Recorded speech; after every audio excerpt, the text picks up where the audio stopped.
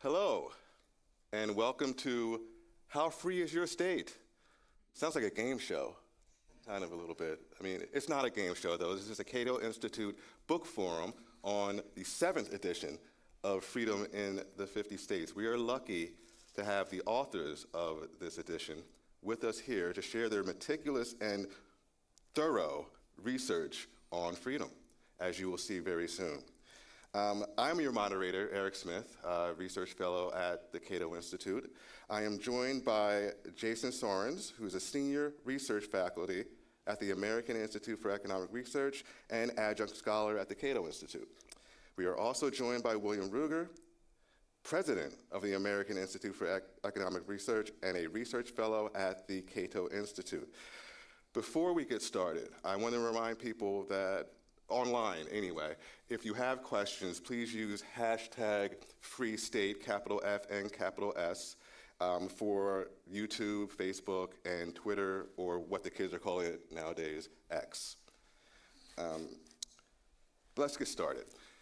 I had this book on my to-do list for a while. I recently got to take it off, not because I read it, but because the 7th edition came out, and now my edition is obsolete, right? But I mean, whatever it takes to get it off the list, I suppose. I am lucky, and you are lucky, to have these two authors here to, well, converse with me. You can live vicariously through me, or you can ask questions in the audience, online, what have you. Please make the best of that opportunity. First, I want to turn it over to the authors and let them tell us more about the book in general. Sure. The Freedom Index, again, the 7th edition, is, we think, and I think it bears out, given the extent of it, is the most comprehensive index of freedom out there. And you know, we don't look at just economic freedom or look at personal freedom, we look at the whole range of different types of freedom. So we look at regulatory policy, fiscal policy, and personal freedom, or freedom from paternalism.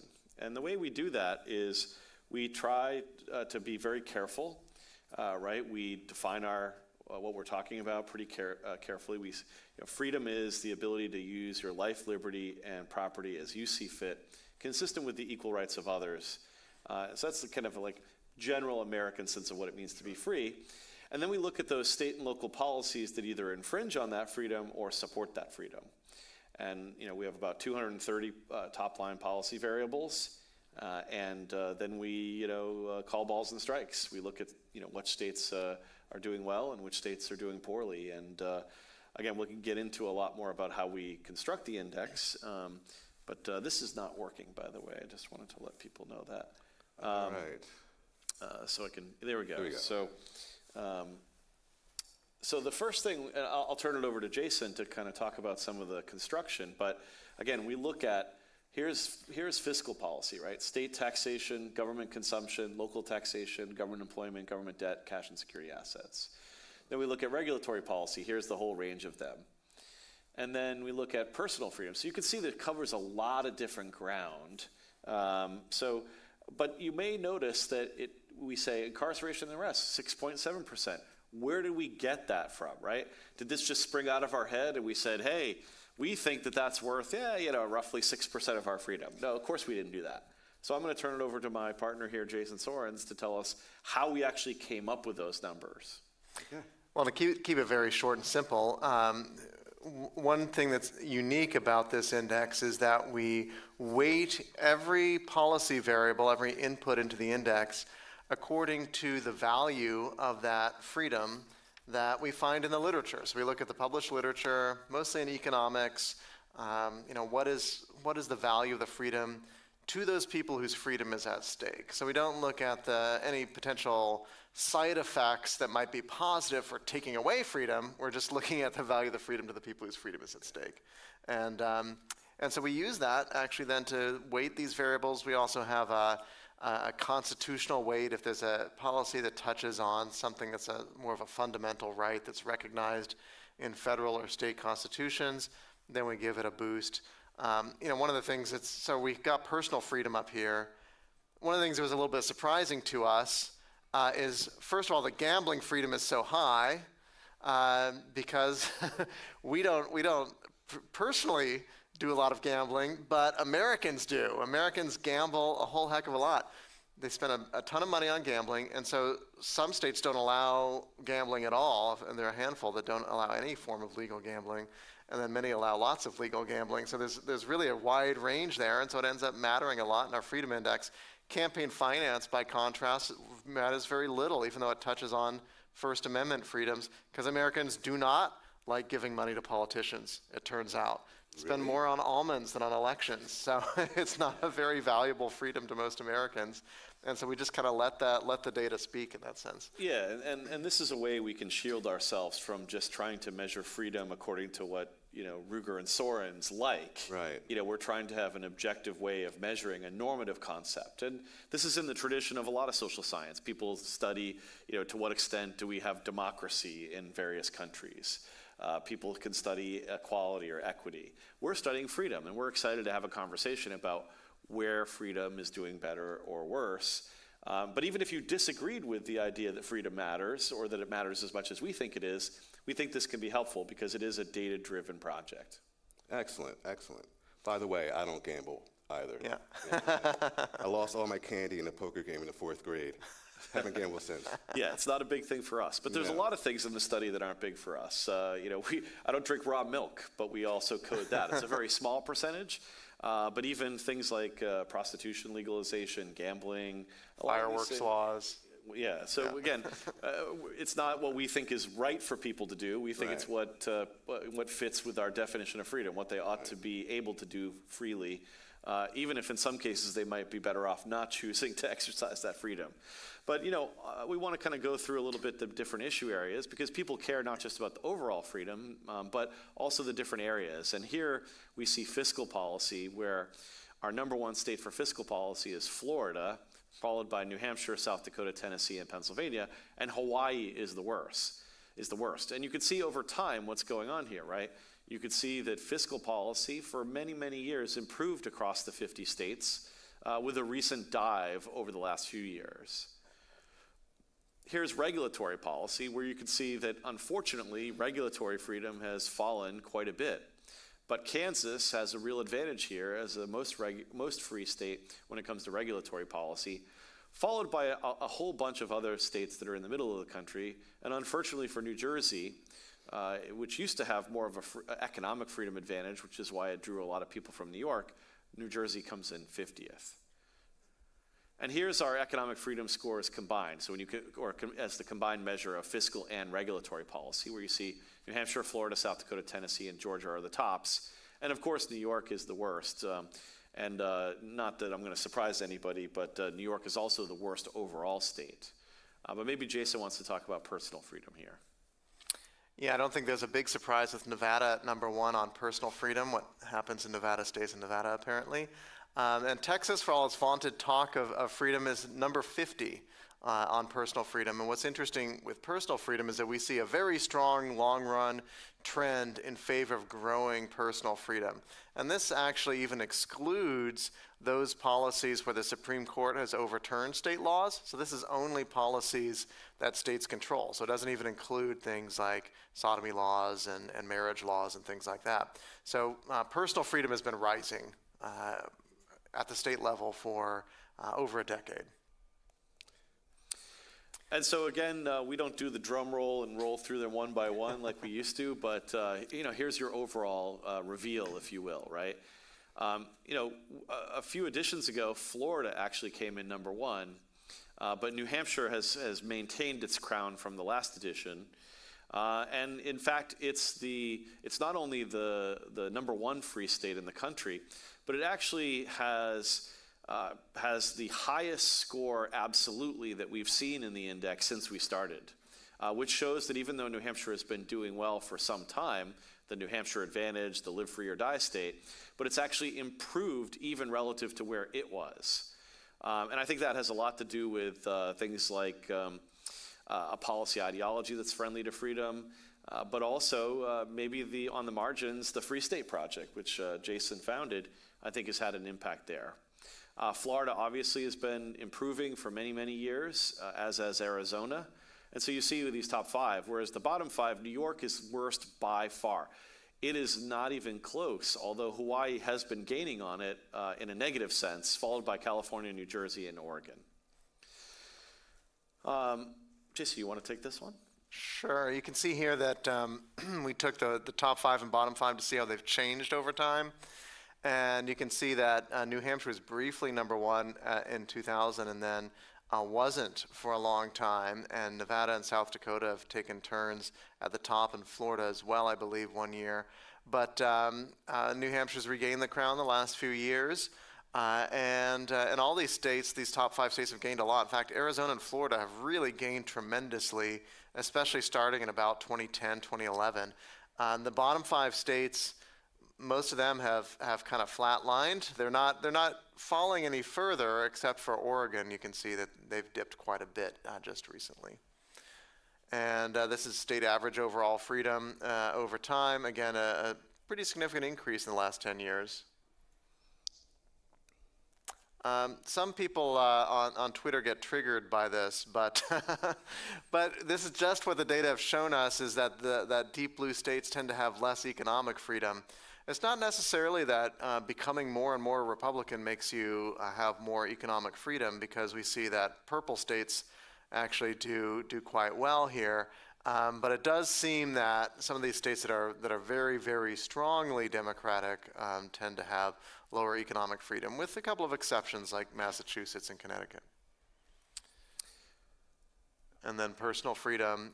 We see here a slight positive relationship between Democratic partisanship and higher personal freedom, but it's really very noisy. And here it's because Democratic states tend to have more left-coded personal freedoms, like on marijuana, criminal justice policies. Republican states tend to have more personal freedoms on the more right-coded policies, like education freedoms and gun rights. And so it kind of comes out in the wash. And Will, do you want to talk about the consequences of freedom? Yeah, exactly. I mean, we care about freedom as an intrinsic good, but we also care about it for its consequences for our flourishing and for our political economy here in the United States. And what this shows you is that there's a real important relationship, even when you control for lots of types of variables that cause people to move, right? Natural amenities, oceans, mountains, cost of living, the climate. These are things that people move for, but they also move on the margins for freedom, and this shows that. And we have seen states that are less free, people are leaving them in droves, like New York. New York has had population declines, since 1957 in terms of migration? And especially, I think, over the last several years has lost about 3.4% of its population. That's a lot of people. And they're not just fleeing to Connecticut or New Jersey, especially because New Jersey has lost some of its advantage in terms of its comparison to New York, but they're fleeing to places like Florida. And Jason and I were just doing a podcast, and we were talking about how it's not just older Americans moving to Florida, older New Yorkers, it's also the Gen Z demographic that's moving. And they're moving in many ways to economic opportunity, which gets to the next issue, which is that, not that we should be surprised here at the Cato Institute, but Adam Smith's notion about how peace, easy taxes, and a tolerable administration of justice can turn a community from barbarism to opulence. And we see here that economic freedom in particular is correlated with higher personal income growth. So not only are people voting with their feet for freedom, but places that are more economically free in particular are growing and that helps them also attract new residents, but it's also better for their well-being, for their flourishing, because economic freedom is such an important aspect, and economic growth is such an important aspect of a flourishing life more generally. And so, again, we view freedom as a whole, like Milton Friedman did. It's a totality, and that means both of these together are vitally important. So, again, we could talk a lot about some of the details here, but we wanted to give you a general sense of what our study finds. And just to sum up, right, so, we're, I think, the most comprehensive study of freedom that's out there, looking at fiscal, regulatory, and personal freedom. And what we find through a very objective social science approach to weighting and measurement is we find that the states vary quite widely on freedom, and that there's these significant results in terms of either attracting citizens or pushing them away, and also increasing their economic growth in those states that are more free.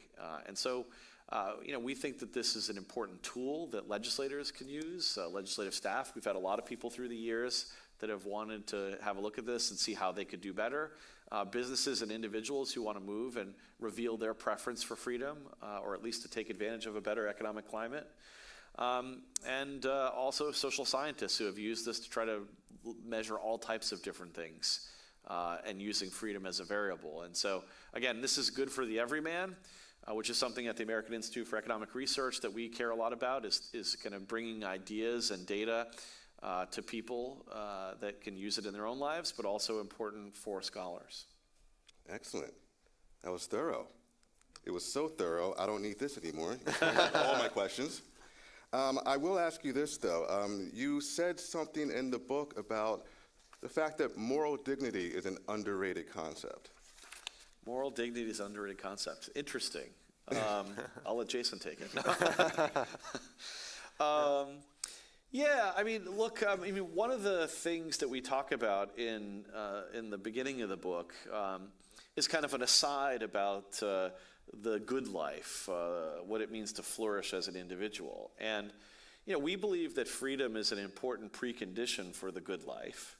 But that doesn't mean that the good life is merely being free to do whatever you want, right? We're not moral relativists outside of our defense of freedom, right? We think that there are certain ways in which you live your life that are better than others. And most importantly for political economy questions, that they actually buttress freedom and free markets. In other words, that there's a certain moral ecology that we believe is necessary for freedom to prevail in the long run.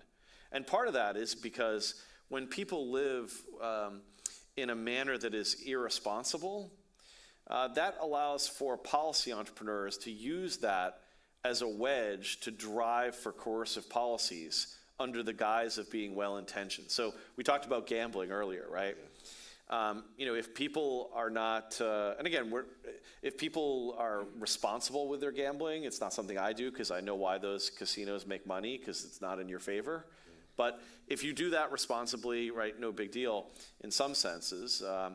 But if you're irresponsible, and whether it's with drugs, alcohol, gambling, or other types of things, and then you become destitute, then policy entrepreneurs will try to either restrict the freedom to do those things for those of us who aren't irresponsible, or it'll lead them to say we need to take care of people who can't take care of themselves, and so we think that what we call virtue libertarian is important because we think that if people live a certain way, and again we want to be careful about being humble about our ability to know exactly what that means, but it does mean something like, think about the success ladder.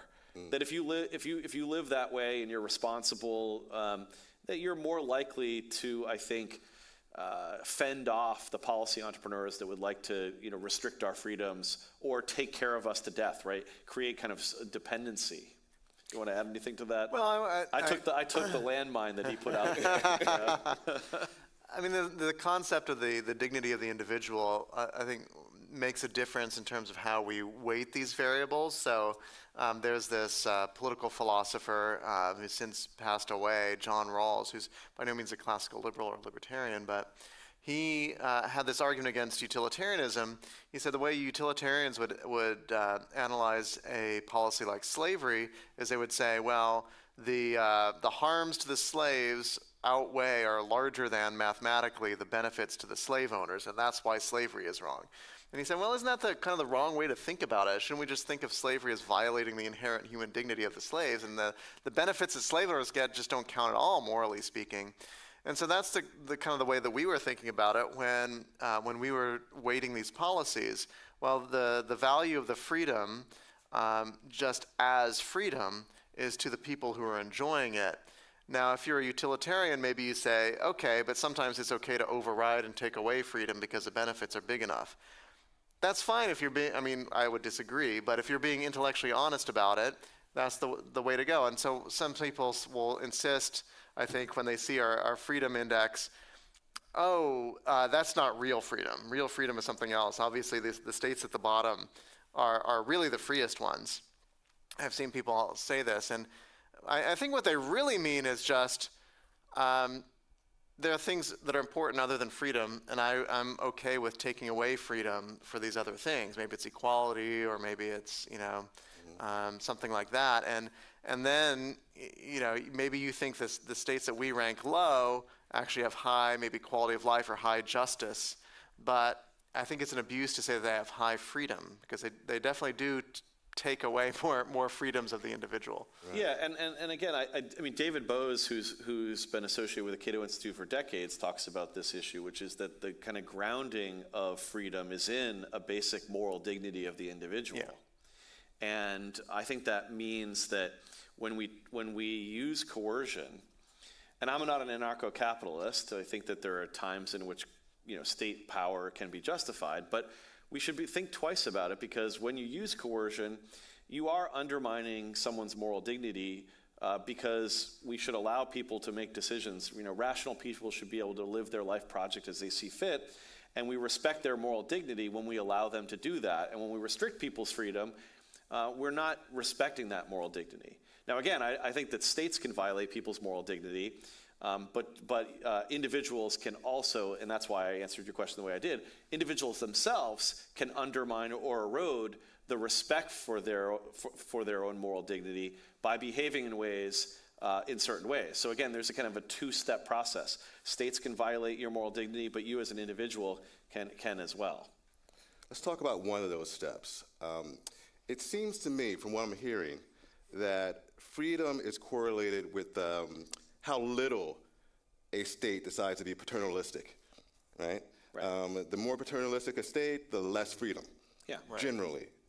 Is that a simple equation, or is it way off? No, I think that's right. I mean, this is how we classify some policies as personal freedom, and as Will mentioned, really all of these are tied together, but policies that restrict marijuana or gambling or alcohol or tobacco, and maybe even to some extent guns, we think of those as paternalistic policies. They're policies where the government's trying to change your private behavior, change what consenting adults are allowed to do. And so that, I think that's a kind of distinctive rationale, if you will, for government intervention that we wanted to highlight. And some states are a lot better on that, and some states are worse. In particular, we find that if you look at our bottom five on personal freedom, it tends to be kind of deep South states, a lot of them. And then, if you look at the top states on personal freedom, it's a lot of Rocky Mountains and New England. And maybe there are different cultures in terms of paternalism in these different parts of the country. Right. Well, let me take on your question in one, kind of very specific instance. Let me think about educational freedom. When the government tells you that you aren't going to have choice about where you send your kid to school, they're engaging in a form of paternalism. When they tell you that you have to have lots of requirements for your homeschooling approach, or when they're telling people that their private schools have all these reporting requirements or curriculum requirements or things like that, they're engaging in a paternalistic way. They're saying that they know better what education needs to be than parents or caregivers. And I think that the way a classic liberal, libertarian, even a conservative might think is that no, the people who care most about their children are the people who are their parents or their caregivers or relatives. And also that there's a kind of humility about what they know is best for any particular child, right? Some children will flourish under different types of options than others. I mean, I have a friend of mine who's a Montessori school teacher, and she thinks that approach to education is the best way. I might have a different view, but it also might be depending on your child and their particular circumstances. And is a government bureaucrat going to know that? Should we basically have zip code assignment? I mean, I find it absurd. Like, who would ever imagine that if we didn't have grocery stores, we said, hey, let's have grocery stores, but you can only go to the one that's in your zip code or your neighborhood. That's insane, right? We have much better grocery stores in this country than lots of places because, and again, back to the Cold War, a lot of people who came to the United States from the Soviet Union were marveling at our grocery stores, right? Why? Because the free market provides. I don't think that our educational system has been as good as our grocery stores, in part because they've been more fettered by government paternalism. They think they know better, but in fact, it makes the situation worse. You two are definitely in the right building. I will say that. I think this is the perfect time to segue into COVID and how that affects freedom state by state. Take it away. Yeah, we have a whole section of the book on this. Now, of course, all the state level restrictions that we had under COVID, whether it's lockdown, stay-at-home orders, business requirements, masking requirements, those have all gone away now.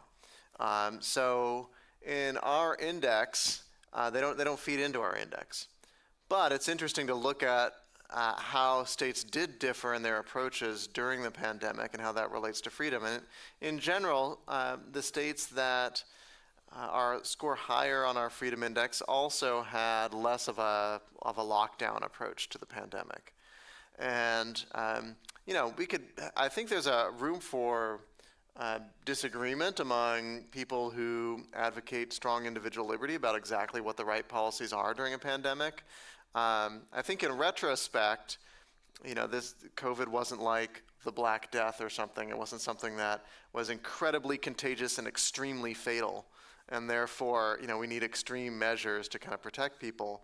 And so I think a lot of people have come to the view that, in retrospect, maybe some of the policies that we undertook were too aggressive and caused too much economic disruption. And there have been some consequences from that we're still living with. Obviously, a huge gusher of federal money. Some of it went to state governments. A lot of that money generally got spent. It did not end up reducing taxes. We've seen state tax burdens actually go up during the pandemic. And we've ended up with a much larger federal debt as a result. So those are some of the economic consequences that we're still going to live with as a result of the pandemic. Okay. I believe there was a state that did nothing. South Dakota. South Dakota. Yeah. Although North Dakota ranks highest on the Miozy and Powell index. So there was Ben Powell from Texas Tech, Yes. Looked at this and it's very interesting to see the variation. So a state like New Mexico is actually the worst on their index, and North and South Dakota were at the top. Okay. But you two are convinced you have the best index, right? The most comprehensive index. Well, again, This is an index of COVID This policies. is an index of COVID policies in particular. Okay, got it. And again, since a lot of these have gone away, between editions, if you will, these don't factor in. But we wanted to make sure that in the book we publish these, or reprint these, because it is important for people to have a sense of here's what happened in that time period, even though fortunately we've moved beyond that. It was important to, I think, show that. Because again, if those had continued in the same extent, it would have really disrupted, I think, the findings. Yeah. Okay. Very interesting. Looking at this online and newspapers and things like that, there are several articles singing the praises of New Hampshire, right, for being number one. Mm-hmm. There are 5 times more talking about how New York is last. I want to talk about both these states, what they're doing right, New Hampshire, and what they're doing wrong, New York. So what's New Hampshire doing right here? Well, since Jason actually lives there because he moved Right. to Freedom, he was in New York, number 50, and then moved to Freedom. And again, we're calling balls and strikes, and so part of our findings is one of the reasons he moved, right? Because he moved to a place that is more free. Why don't you tell the good side, and I'll tell the kind of The negative side, the part I'm still working on. Yeah. So New Hampshire is a very low tax burden. Other than Alaska, it's the only state that does not have a statewide income or sales tax. Its last vestige of an income tax, which is an interest and dividends tax, is scheduled to go away in 2025. So very low tax burden, very small government in general. And what government does exist is very localized. So 2/3 of your tax burden is actually local rather than state, and it's your property tax. And New Hampshire does have relatively high property taxes, although those have even come down a little bit in recent years. But it is local, so you have more choice of public services and tax burden. You know, some towns have lavish public services and high tax burden. Some have low public services and small tax burden. And so we do give states a little bit of credit for that if you have lots of choice of local government and your tax burden is mostly at the local level. That gives you a slight advantage on fiscal policy. And then on regulatory policy, you know, New Hampshire does pretty well on things like occupational licensing, so they don't put a lot of barriers in front of you know, new practitioners in the field. They give nurse practitioners a large scope of practice to practice independently of physician oversight. They do well on things like asset forfeiture, civil asset forfeiture they've reformed, which is the procedure by which law enforcement can seize your property and then auction it off without accusing or convicting you of a crime. New Hampshire's amended that. They haven't gone quite to the extent of some states and abolished it altogether, but they've gone quite far in reforming it. They have a lot of these personal freedoms like gun rights, school choice. They have medical marijuana decriminalization. So they just generally have had a balanced approach, actually, and I think that's why they end up number one. Is a small advantage on economic freedom. They do happen to be number one on economic freedom alone. But then you add to that being near the top on personal freedom, and it just gives them a big advantage on overall freedom. And it's very different than, say, a state like Texas, which is number 17 overall, but a big part of that is because they're number 50 on personal freedom. And that's why I think that this is a much more fair assessment of actual freedom in the 50 states than a mere economic freedom index. And again, we love the people who do those too. Yeah. More discussion of freedom and data, the better. But I think you would get a skewed view of actual freedom if you just look at the economic side. Excellent. What about the bad things in New Hampshire? Oh, the bad things. I thought you were going to do the bad things, and I would talk about New York, which is basically all bad for the most part, right? Well, I mean, a lot of people like the state liquor stores because it's relatively cheap, but that is an infringement, I think, on economic freedom and personal freedom. Tobacco taxes are particularly high. I mean, they're better than Vermont's, but that's not saying much in Massachusetts. Yeah. They also have state-mandated direct access to specialists, and so that is kind of an anti-HMO approach, right? It restricts the ability of insurance companies to offer a variety of different types of options. One of the big things, so we did an event in New Hampshire with Governor Sununu when we launched the book, and we were asked, like, what can New Hampshire do, even though it's really good, what can it do to improve even on its absolutely great score? And the governor and Jason at the same time said, right to work. So it doesn't have a right to work law, which is important in the presence of the Wagner Act regulations at the federal level. And then one of the things that actually Jason does a lot of work at AIR on is its housing policies, exclusionary zoning, for example. And then it has a high renewable portfolio standards. And so that makes electricity costs go up for regular New Hampshireites, and that's a problem. But again, there are limited things that New Hampshire can do, given how high it is, but it still has room for growth. And that's an important thing. There is no perfect state in America. The other thing is that there is no state in America that is so bad that it's the equivalent of regimes like Burma or Zimbabwe or Argentina until maybe recently. No, I mean, they haven't done much yet, but there are no states like that. There are no Russia or Ukraines, right? These are places where even citizens, when they come to America and they come to New York, it's still better than the places they're coming from. It's just that New York doesn't do very well relative to the other states. In fact, it does a lot worse relative to the other states, although Hawaii is catching it. So maybe that's a segue to talk about New York. Let's talk about New York. Lots of bad stuff. And maybe Jason could go back and forth because we could say 50 things. I mean, one of the biggest things is the tax burden. New York suffers from so much crushing taxation. So the state taxation burden is high. The local tax burden is high in most places. Overall, the tax burden combined state and local is twice as high in New York as it is in New Hampshire and I believe Florida as well. That's a huge difference, right?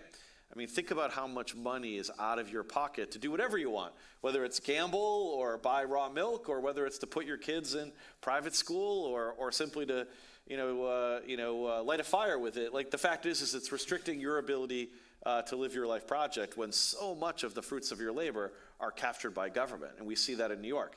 And it doesn't have to be that way. It's not as if New York's, services are better than Florida's or New Hampshire in area after area.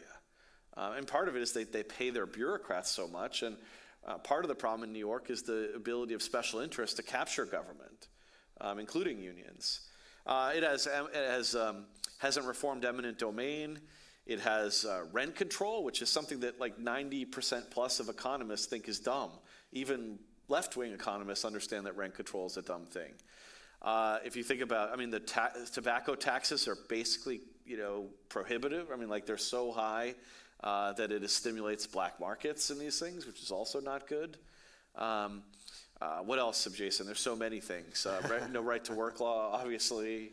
Yeah, high minimum wage, go down the list. It's got a lot of regulations. Recently they have done some things on personal freedom. They legalized marijuana, although they haven't gotten that quite right because they had all this sort of politically correct red tape about who's allowed to have a license. Right. And so as a result, you ended up with a lot of black market marijuana suppliers, and now they're going to have to crack down on that. And they haven't regulated public consumption either, so that's caused kind of a backlash to marijuana legalization there. So we'll have to see what happens there. But they've taken some steps there. They tried to tackle exclusionary zoning a little bit. The current governor did with a housing bill, but unfortunately it went down in flames. So that's another problem that they have is a lot of strict zoning laws, especially in Long Island and New York City itself, that drive up the cost of living. What else have they done that's good? I'm trying to think. They haven't done courts that much. courts force them to allow concealed carry of handguns. Yeah, they wouldn't have gone this direction. This is a bigger question. It's just, does federal restrictions on states' powers in certain areas increase or decrease liberty? And, in some cases, like with gun rights, federal court decisions have expanded individual freedom in these states when states have been coercive, right, when paternalistic. If you think about Jim Crow, obviously federal powers were helpful in eradicating Jim Crow. But a lot of times federal decisions, either court decisions or federal legislation, restricts freedom, like in the case of Obamacare, right? Health insurance issues where, there was more of a policy differentiation across the different states before the PPACA or Obamacare. And that limited freedom and limited, I think, innovation in those areas. The same thing with, in terms of, if you think about how some states actually take away local control. That can sometimes be an issue, although that's even a more fraught one, right? So, for example, in Texas, given the high local tax burden that they face, to what extent should the state try to preempt localities' independence on some areas? And you see that with guns too. So states oftentimes preempt localities from imposing gun restrictions. So that's where you can kind of get into the and I'm going to say this since I'm at the Cato Institute, right? Do we want a utopia of utopias, a la Robert Nozick, in which smaller communities should be allowed to have more restrictive policies, and states and the federal government should allow them to do that? Or should the federal government and states have some kind of like minimal level that they impose on localities so they can restrict what states do? And of course, the Bill of Rights is obviously something that protects against state intervention. And then when those were nationalized by the Supreme Court, that restricted states from doing certain things. And so I think that's a more robust debate about at what level of government should decisions be made. I think ideally they allow more and more freedom, and also I think decentralization, as long as like a basic level of rights are respected, is probably a good thing too. And so, for example, some state preemption or federal preemption we should be very concerned about. Okay. I do have a question about government spending. You talk about that throughout the book. That includes employment, correct? Paying employees. Mm-hmm. Intuitively, that sounds like a good thing. Mm-hmm. Why isn't it?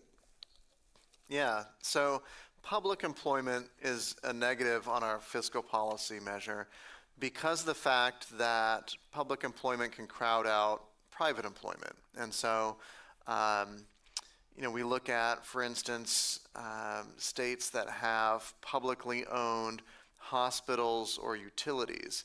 That drives up their public employment figures.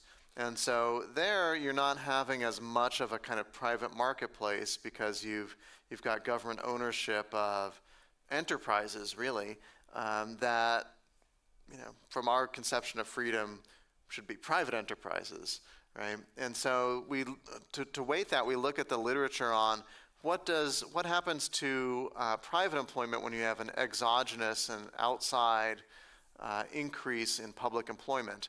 And the literature does find a negative effect of increases in public employment on private employment. And so for us, that ends up being a diminution of freedom, given the background of, government is the one that has the taxation authority. And so the more that they kind of compete directly against private employers, they're really kind of putting their thumb on the scale and limiting the freedom of the market. But one thing on this is that, no offense to the anarchists out there in the crowd, but we're not anarchists, so the optimal level of government employment would not be zero for us. But we're not even close to that. And so we're talking about variation among the states. And even the states with the lowest level of government employment and government consumption are doing lots of things that they shouldn't be doing. And so there's a lot of room before you reach that barrier where we're really cutting into the basic core functions of government. So for example, I'm against defunding the police. I think it's a lunatic idea. It's not good for public safety, even though I'm someone who believes in criminal justice reform in terms of qualified immunity, which is a big thing the Cato Institute believes in, or excessive sentencing reform, militarization of policing. But we wouldn't want public employment in police to go to zero in our worldview. Now, I know there are people who are anarcho-capitalists who would like to privatize all this. I think that's naive and a fantasy because we're never going to get there, even if it were optimal, but I don't even think it would be optimal. All right. Trying to stimulate maybe some questions online. Thank you for the segue. I was about to go into questions online and in person, actually. So what I want to do here is ask one from the audience, one from the website, or rather Twitter or Facebook or YouTube, and do it that way, if you don't mind. So I saw a hand. Yes, sir. One should be coming up, yeah.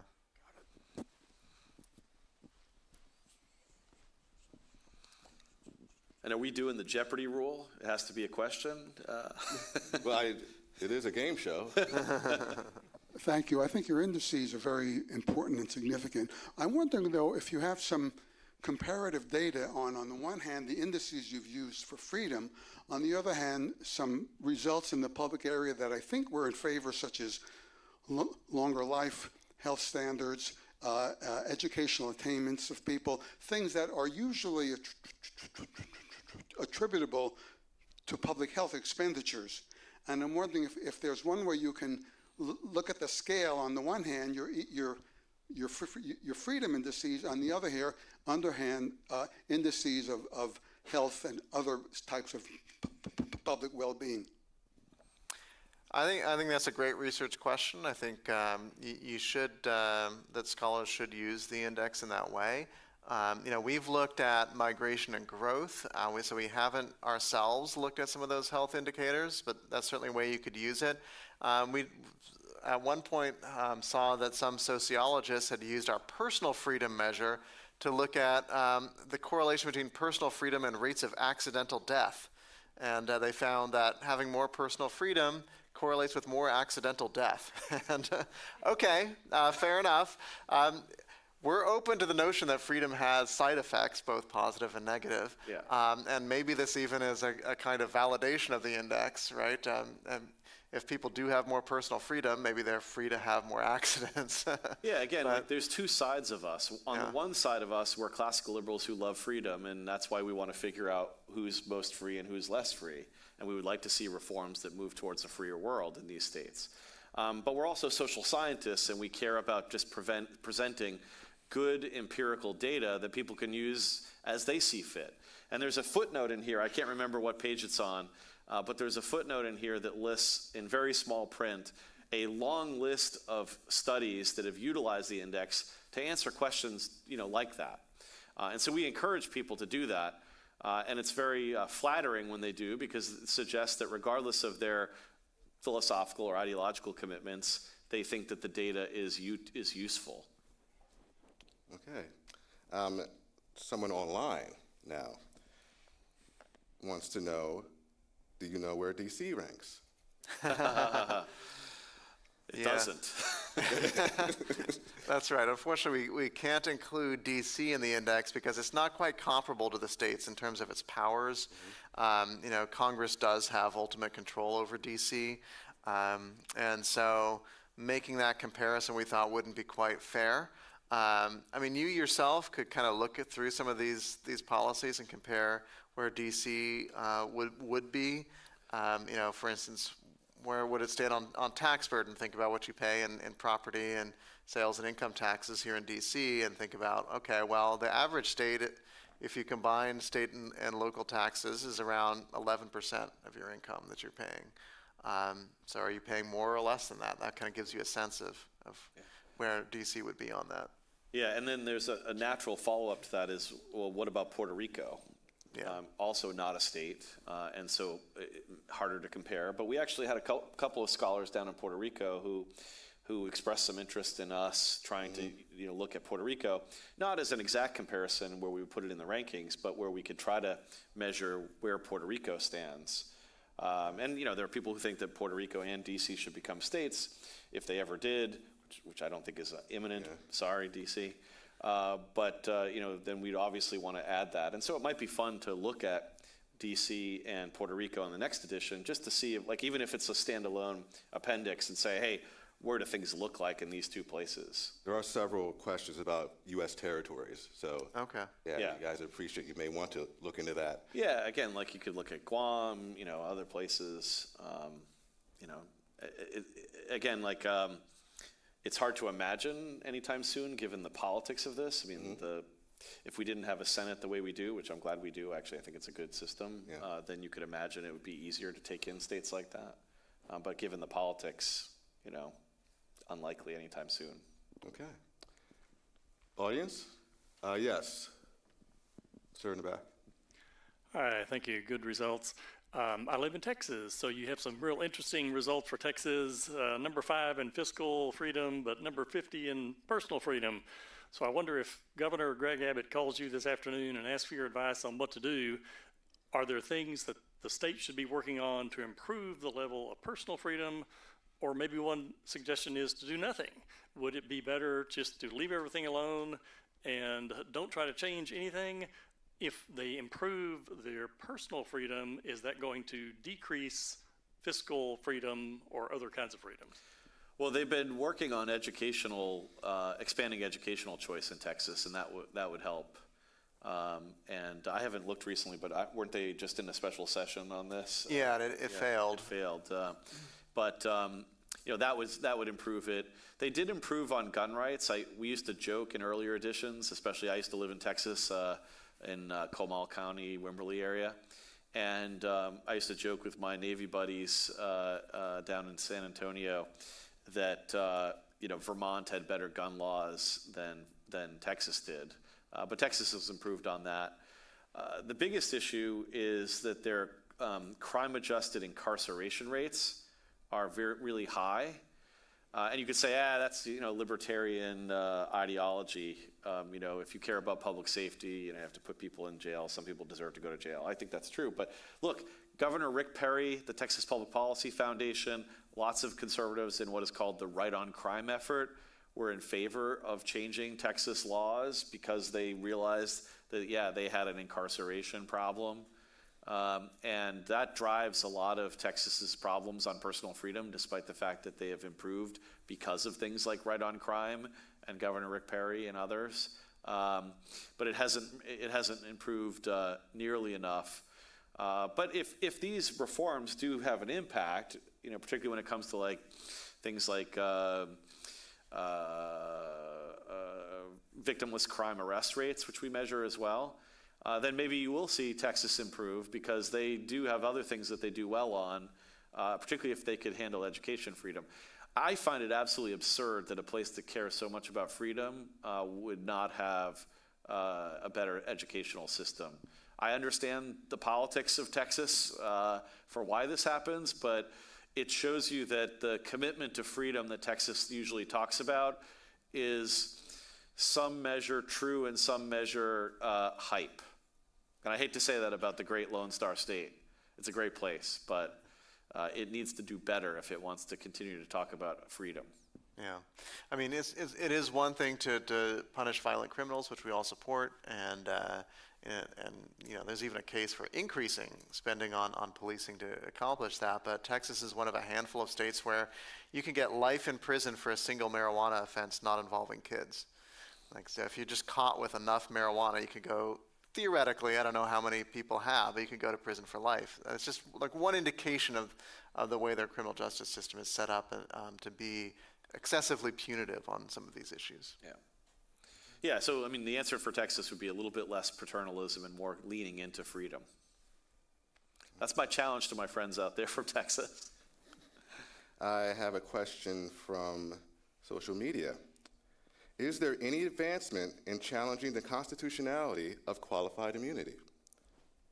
What steps are needed to bring about their reversal? The laws. Yeah. I'm not an expert on this, but I think Connecticut is one state that has improved on that margin and helped them on personal freedom. Yeah, Connecticut, maybe surprisingly, was our most improved state over the last 2 years. And it had to do mostly with legalizing marijuana and abolishing qualified immunity. So, that's a state that's done it. New Mexico has done it, and I believe Colorado has done it as well. I don't know if all of those have completely gotten rid of it, but they've certainly reformed it substantially. So this is a policy in our index. It surprisingly does not have a very large weight because it turns out we relied on some of the research on how often qualified immunity is used as a defense at trial. And it's a handful of cases a year nationwide. So yes, it may offend our sense of justice, and this does, in fact, I think, get our constitutional weight. It doesn't affect that many people.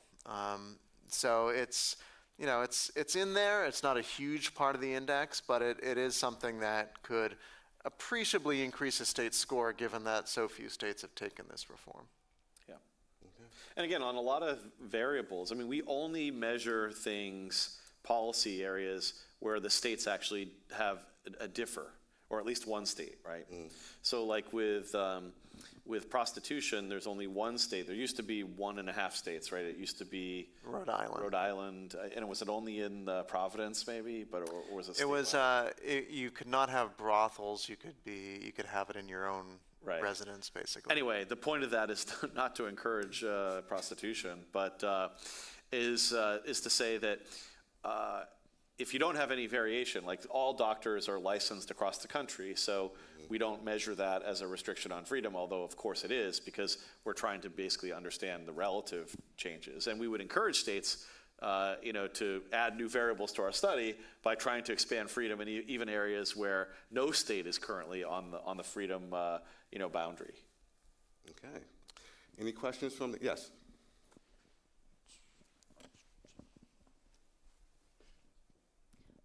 Thank you so much. So I noticed that your personal freedoms scale is rather very distinctive than the one that, let's say, is used under the scope of human rights law and used by the human rights organizations in general. So these organizations, when they do an index over the governments, let's say, they would definitely analyze something like women's rights, LGBTQ rights, and I wonder why these clusters are off your scale. Is there a reason for that? And whether you base your analysis over the statistics of human rights organizations? Thank you. I think it goes back to variation across the states. So we do have same-sex civil unions and marriage in there, but of course that is now nationwide. Sodomy laws are in there, that's now nationwide. We do have, whether a state has in its state constitution an equal rights amendment, so guaranteeing that government may not discriminate on the basis of sex. So that's in there, and that there is some variation across the states there.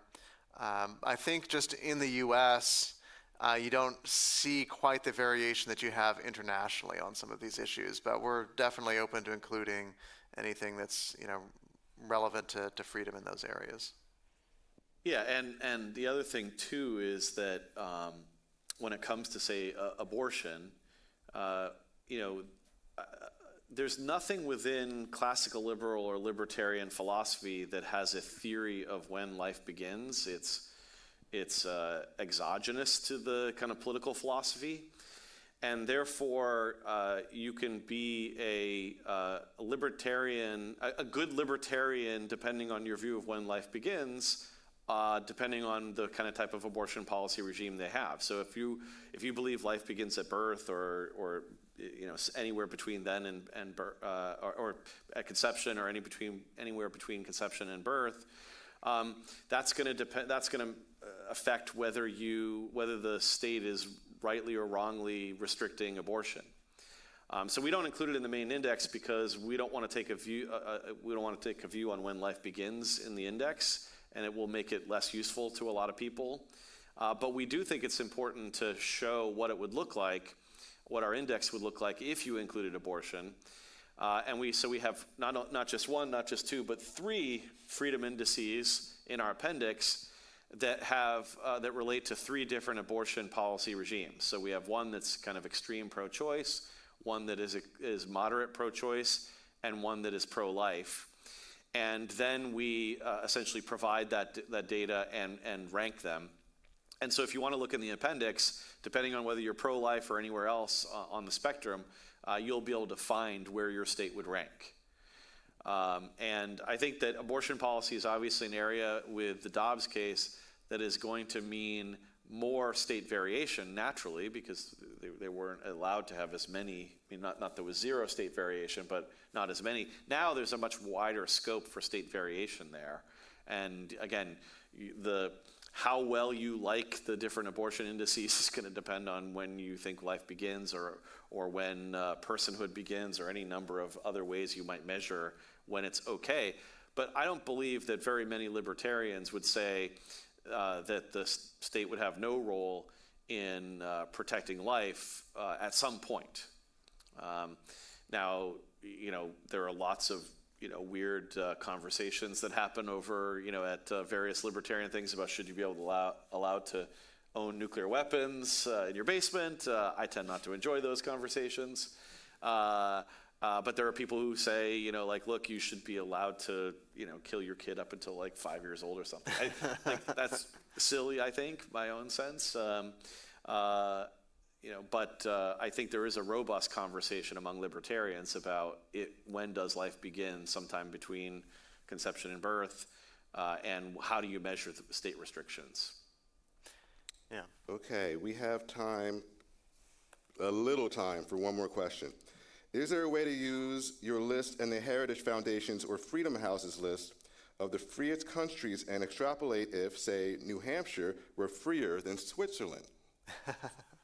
That is difficult. I won't say it's impossible, but you'd have to gather some of the data, at least on the sort of top countries out there, on all these other variables. So how would they score on, education choice and firearms and marijuana and labor law and all that sort of thing? And it'd be quite an endeavor, because those international indices don't include the same variables.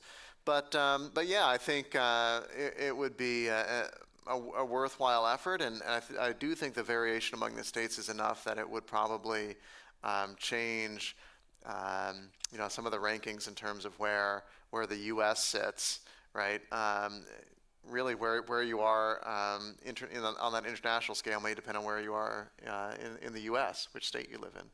Yeah, and one thing I would add is this is a major difficult challenge to measure freedom across the 50 states, just in terms of, 230 variables times 50 states times, 2 years every cycle we do the addition. That's a lot of, and there are also subvariables, right? That's a lot of data collection. And especially when you're going to statutes to code the data, you have to have, if you tried to do this internationally, it would be probably like as big a research project as I can imagine, and I'm not sure anybody could do it. That's why the international indices, which I like, and I respect the scholars who do them, their data is a lot less granular than ours. If you were trying to, for example, even just learn whether raw milk sales are legal in the 180 countries in the world, that would be very hard given language skills. And then think about education policy, or things like alcohol policy, for example, in the United States might be more complicated than in a lot of places in the world, but that's a really hard one, because you have to read statutes and understand what part of a restaurant can they serve alcohol or not, and you have to do that. It takes us a absolute ton of time to do this coding.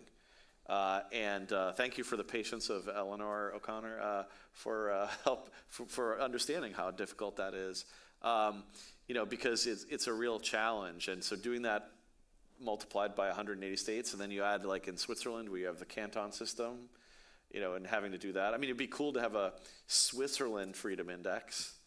And maybe if you got enough researchers doing their particular states, then you could kind of aggregate. But I think one of the reasons why there isn't such a thing in terms of a really granular, in-depth international freedom index that could be as comparable to the freedom index for the U.S. is because of that real, all the burdens of research. Do you agree? Yeah, no, it's daunting. Yeah. We kind of joke about this ever since the first edition hit, is that when we started doing this index all the way back, we think in 2007 is when we started. We joke that, especially when we're getting towards the end and it's just been a lot of hard work, we joke if we knew how much work this was going to take, would we ever started? Which is kind of like everybody's dissertation, and too, right? Would you ever start that thing? We're glad we did it, but man, I don't know. It's hard to imagine, because you think about it now. We have data all the way back to 2000 for every variable. And so that's 22 years times 50 states times 230 variables. That's a lot of data. My head hurts just listening to that. Yeah. I'm glad we didn't try to do it all in one bite. Well, I'm glad you could join us today. Can we have a round of applause, please, for our authors? Please pick up this book. As you can see, it's very interesting. Thank you for attending. Please come back. Thank you, Eric. Thanks. No problem.